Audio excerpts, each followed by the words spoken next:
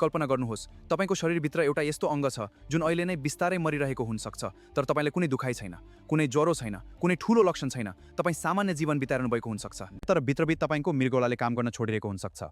र सबैभन्दा डरलाग्दो कुरा के हो भने जब तपाईलाई वास्तवमै बिरामी भएको महसुस हुन्छ सायद तपाईको मृगौलाको 2/3 क्षमता पहिले नै नष्ट भइसकेको हुन्छ हो मृगौला रोग धेरैजसो अवस्थामा चुपचाप बढ्छ यसले सुरुमा कराएर चेतावनी दिँदैन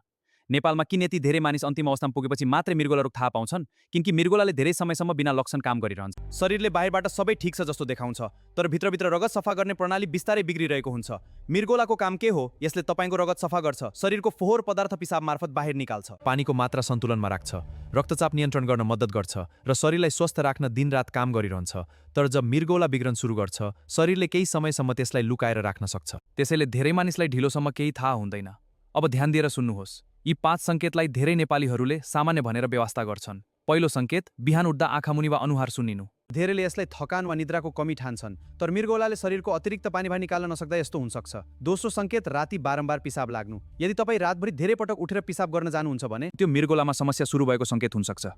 तेस्रो संकेत खुट्टा वा गोलीगाँठो सुन्निनु मोजा खोलेपछि गहिरो दाग बस्छ जुत्ता अचानक कस्सिन थालेको छ यो शरीरमा पानी जम्न थालेको संकेत हुन सक्छ चौथो संकेत सधैँ थकान लाग्नु मृगौला कमजोर हुँदा शरीरमा रगतको कमी हुन सक्छ त्यसपछि शरीरमा शक्ति कम हुँदै जान्छ पाँचौं संकेत पिसाबमा फिन्ज देखिनु यदि पिसाब बारम्बार साबुनको फिन्ज जस्तो देखिन्छ भने त्यो शरीरबाट प्रोटिन चुहिएको संकेत हुन सक्छ र यो मृगौला बिग्रिरहेको प्रारम्भिक चेतावनी हुन सक्छ तर सबैभन्दा खतरनाक कुरा के हो भने धेरै मानिसमा यी लक्षणहरू पनि हुँदैनन् त्यसैले मृगौला रोग चाँडै पत्ता लगाउने सबैभन्दा भरपर्दो उपाय भनेको रगत जाँच हो दुईवटा जाँचको नाम सम्झनुहोस् क्रियाटिनिन र इजिएफआर क्रियाटिनिन बढ्दै गयो भने डाक्टरहरूलाई किडनी कमजोर हुँदैछ भन्ने संकेत मिल्छ इजिएफआरले किडनी प्रतिशत काम गरेको छ भनेर देखाउँछ यदि तपाईलाई डायबिटिस छ हाई बीपी छ वा परिवारमा मृगौला रोगको इतिहास छ भने यी जाँचहरूले समयमै रोग पत्ता लगाउन मद्दत गर्न सक्छन्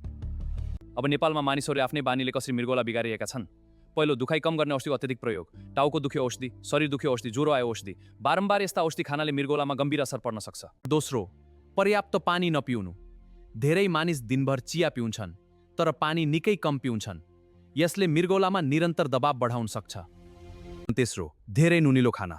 चाउचाउ अचार चिप्स डिब्बाबन्द खाना अत्यधिक नुनले प्रेसर बढाउँछ र उच्च रक्तचाप मृगौलाको सबैभन्दा ठूलो शत्रु हो